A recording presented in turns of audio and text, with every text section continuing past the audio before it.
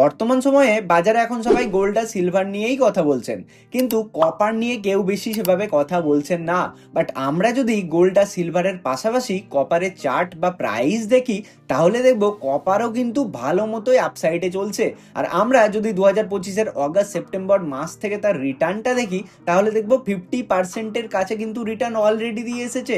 অর্থাৎ কি দেখতে পাচ্ছি, গোল্ড আর সিলভার যেভাবে মার্কেটে বাড়ছে, কপারও কিন্তু বেড়েই চলেছে। সো আপনারা যারা গোল্ড আর সিলভারের র্যালি মিস করে গেছেন, কোনো ব্যাপার নয়, বাট কপারের র্যালি ভুল করেও মিস করবেন না।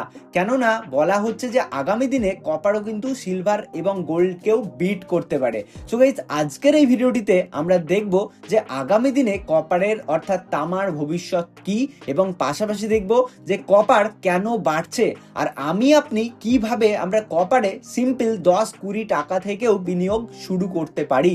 একদমই গাইস, খুব অল্প টাকা থেকেও বিনিয়োগ শুরু করতে পারি। সো আপনারা যারা ভাবছেন গোল্ড আর সিলভারের পাশাপাশি কপারেও বিনিয়োগ করতে, তাদের জন্য আজকের এই ভিডিওটি খুবই ইনফরমেটিভ এবং নলেজেবল ভিডিও। তাহলে চলুন আমরা দেখে নিই কেন কপারের দাম বাড়ছে, আর পাশাপাশি কপারের আগামী দিনের ভবিষ্যৎ কি। তাহলে কপারের আগামী দিনের ভবিষ্যৎ কিরকম সেটা জানতে গেলে আমাদেরকে জানতে হবে যে কপারের দাম কেন বাড়ছে। সো কপারের দাম বাড়ার পেছনে আমাদেরকে সব থেকে প্রথমে যে কারণটা আমরা দেখবো সেটা হচ্ছে কপারের ব্যবহার, অর্থাৎ কপার কিসে কিসে ব্যবহার করা হচ্ছে। সো দেখুন, প্রথমেই কপারের ইলেকট্রিক্যাল ডিমান্ড কিন্তু হিউজ রয়েছে, অর্থাৎ ইলেকট্রিক্যাল ইন্ডাস্ট্রিতে কপার ব্যবহার করা হচ্ছে। কিসে কিসে না, দেখুন ইলেকট্রিক্যাল যে সমস্ত তারগুলো হয়, কেবিলসগুলো হয়, মোটরস হয়, জেনারেটরস হয়, এছাড়াও সুইচ হয়, তো এই সমস্ত প্রত্যেকটা জায়গাতেই কপার লাগবেই লাগবে, তাই না? কেননা আমরা জানি কপার বিদ্যুৎ পরিবাহিতে হিউজভাবে হেল্প করে থাকে এবং খুব ভালো একটি ধাতু। ওকে, এটা গেল প্রথম। আর দ্বিতীয়তে হচ্ছে অটোমোবাইলস অ্যান্ড ইভিজে, অর্থাৎ ইলেকট্রনিক ভেহিকেলসে। সো আমরা দেখেছি ইভিজে সিলভার কিন্তু কিভাবে ইউজ হয়, তো সিলভারের পাশাপাশি কপারও কিন্তু লাগে ইভিজে। আর দেখা যাচ্ছে রিপোর্টে যে ইভিজ আসার পর ট্র্যাডিশনাল কার্সের থেকেও ইভিতে 3 থেকে 4 গুণ বেড়েছে কপারের ব্যবহার। ঠিক আছে, অর্থাৎ ইভি আসার পর কিন্তু কপারের ব্যবহার অধিক পরিমাণে বেড়েছে, অর্থাৎ ডিমান্ড আমরা দেখতে পাচ্ছি বাড়ছে। ওকে, তো এর পাশাপাশি ইলেকট্রিক গাড়িতে যে সমস্ত ব্যাটারি লাগবে, চার্জার লাগবে, সব কাজে কিন্তু কপারের ব্যবহার লাগবেই লাগবে। ঠিক আছে, এটা গেল আমাদের নাম্বার 2। আর নাম্বার 3-তে আমরা দেখছি যে বিল্ডিংস এবং যে সমস্ত কনস্ট্রাকশনস রয়েছে সেখানেও কিন্তু লাগে। কিরকম না, দেখুন সেখানে যে সমস্ত ওয়াটার বা গ্যাসের পাইপ রাখা হয় সেখানেও লাগে কপার। আবার পাশাপাশি সেখানে যে বাড়িতে রেফ্রিজারেটরস বলুন বা এসি বলুন, সেই সমস্ত পাইপসে কিসের ইউজ হয়, কপারের ইউজ হয়, তাই না? আর পাশাপাশি ডোর মানে দরজা এবং জানলার ফিটিংসের ক্ষেত্রেও কিন্তু কপার লাগছে। তা আমরা দেখছি বিল্ডিংস অ্যান্ড কনস্ট্রাকশনসের ক্ষেত্রেও কিন্তু কপার লাগছেই লাগছে। আর পাশাপাশি রিনিউয়েবল এনার্জি সেক্টরে কপারের চাহিদাও কিন্তু রয়েছে। কীরকম দেখুন, সোলার প্যানেল, ইনভার্টার সেক্টরেও কিন্তু ইউজ হয় কপার। আর পাশাপাশি উইন্ড টারবাইন, মানে যেখান থেকে টারবাইন ঘুরিয়ে বৈদ্যুতিক শক্তি উৎপন্ন করা হয়, সেখানেও কিন্তু লাগছে কি, কপার লাগছে। এর পাশাপাশি আরও একটি বড় ইন্ডাস্ট্রিতে ইউজ হচ্ছে, সেটা কি, মেডিকেল অ্যান্ড হেলথ ইন্ডাস্ট্রিতে।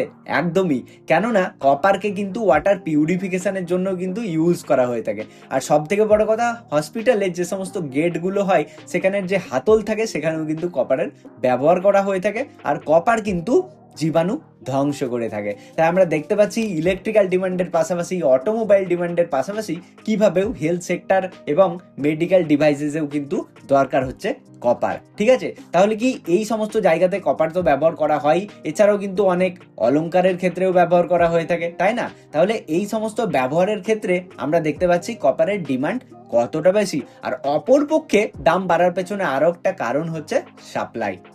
বিকজ আমরা যদি কপারের সাপ্লাইয়ের কথা বলি, তাহলে দেখব যে চিলি এবং পেরুর মতো বড় বড় কপার যারা সাপ্লাই করে থাকে, সেই সমস্ত দেশ কিন্তু কপার উৎপন্ন করতে পারছে না সেভাবে। কেননা খারাপ ওয়েদার হচ্ছে, অ্যাক্সিডেন্ট হয়ে যাচ্ছে অনেক সময়, এবং শ্রমিকের অনেক সময় প্রবলেম থাকছে, যে কারণে কপার উৎপাদন কম হচ্ছে। আর এদিকে তো আমরা দেখতেই পাচ্ছি ডিমান্ড কিভাবে বেড়েই চলেছে। আর আমরা তো জানি যে পৃথিবীতে যে কোনো বিজনেসের যে সমস্ত জিনিসের ডিমান্ড অনেক বেশি হয় আর সাপ্লাই অনেক কম হয়, সেই জিনিসের দাম কিন্তু বাড়তেই দেখতে পাওয়া যায়, তাই না? আর যে কারণে আমরা দেখতে পাচ্ছি কপারের ডিমান্ড কত বেশি রয়েছে, বাট সাপ্লাই কিন্তু সেভাবে নেই, যার ফলে কিন্তু দামটা আমরা বাড়তেই দেখছি, আর এখান থেকেই বুঝতে পারছি ভবিষ্যতে কিন্তু কপারের ডিমান্ড আরো বেশি হতে চলেছে, বাট সাপ্লাই কিন্তু সেভাবে একদমই নেই।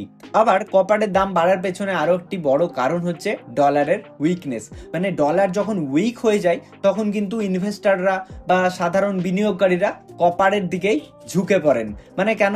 কপারও একটা সেফ হেভেন অ্যাসেট বলে ধরা হয়ে থাকে।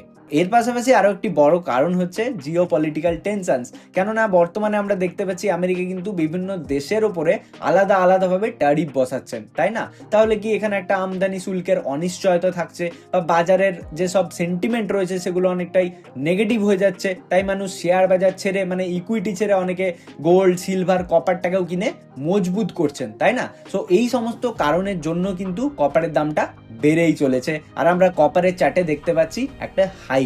অর্থাৎ সংক্ষেপে বলতে গেলে কপারের ডিমান্ড অনেক বেশি, বাট কপারের সাপ্লাই সেভাবে নেই, এবং কপারের ব্যবহার কিন্তু হিউজ ভাবে বেড়েই চলেছে, তাই না?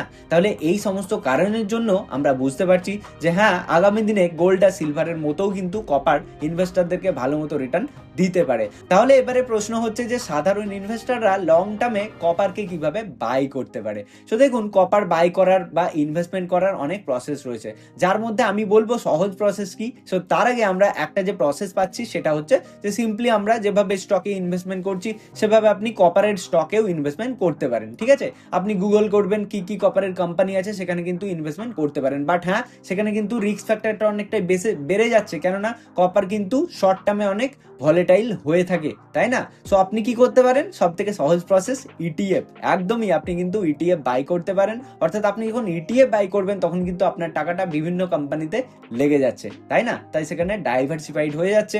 সো ইটিএফ কিভাবে বাই করবেন? সো দেখুন, মেটালের ইটিএফ আপনারা বাই করতে পারেন। তো যার নাম হচ্ছে, আমি দেখিয়ে দিচ্ছি, এই যে এই ইটিএফটা কিন্তু ICICI Prudential Nifty metal ETF, অর্থাৎ মেটালি ইটিএফ আপনারা ইনভেস্টমেন্ট করার কথা ভাবতে পারেন। কিন্তু আমি বলে রাখি, যেহেতু আমি কোনো সেবি রেজিস্টার্ড অ্যাডভাইজার নই এবং এই ভিডিওটি শুধুমাত্র এডুকেশনাল পারপাসের কারণেই বানাচ্ছি, তাই যে কোনো প্রকারের ইনভেস্টমেন্টের আগে আপনারা আপনাদের ফিনান্সিয়াল অ্যাডভাইজারের পরামর্শ অবশ্যই নিয়ে রাখবেন। ঠিক আছে, সো দেখুন, এই যে ইটিএফটা আপনাদের সামনে তুলে ধরছি, এই ইটিএফটার বর্তমানে প্রাইস চলছে সিম্পলি 11 টাকা 66 পয়সা। মানে আপনারা যদি কপারে বা মেটালের ইটিএফ ইনভেস্টমেন্ট করতে চাইছেন, আপনাদের কাছে 11 টাকা থাকলেই আপনারা ইনভেস্টমেন্ট করতে পারছেন, তাই না? তাহলে কি আমি বলবো একবারে সমস্ত টাকা ইনভেস্টমেন্ট করে দেবেন না, অল্প অল্প করে কিন্তু প্রত্যেক মাসে মাসে বাই করতে পারবেন লং টার্মের জন্য। ঠিক আছে, অর্থাৎ আমরা বুঝতেই পারছি যে হ্যাঁ, আগামী দিনে কিন্তু মেটালের ভবিষ্যৎ অর্থাৎ কপারের ভবিষ্যৎটাও কিন্তু অনেকটাই ভালো, বিকজ অফ তার ডিমান্ডের জন্য। ওকে, এই ছিল আমাদের আজকের ভিডিও, যেখানে আমরা দেখলাম কপারের আগামী দিনের ভবিষ্যৎ কি, কিভাবে আমরা কপারে ইনভেস্টমেন্ট করতে পারি। সো গাইস, আজকের ভিডিওটি কেমন লাগলো অবশ্যই কমেন্ট বক্সে কমেন্ট করে জানান। ভালো লাগলে অবশ্যই লাইক করে ফ্রেন্ডস ও ফ্যামিলি মেম্বারদের সঙ্গে শেয়ার করে দিন, যারা গোল্ড আর সিলভারের পাশাপাশি কপারেও ইনভেস্টমেন্ট করতে চান। আর আমাদের চ্যানেলে যদি আপনি আজকেই নতুন হন, তাহলে প্লিজ চ্যানেলটিকে সাবস্ক্রাইব করে পাশে থাকা বেল আইকনটিতে প্রেস করে দিন। চলুন দেখা হচ্ছে পরবর্তী ভিডিওতে। ততক্ষণের জন্য সবাই ভালো থাকবেন, সুস্থ থাকবেন। ধন্যবাদ।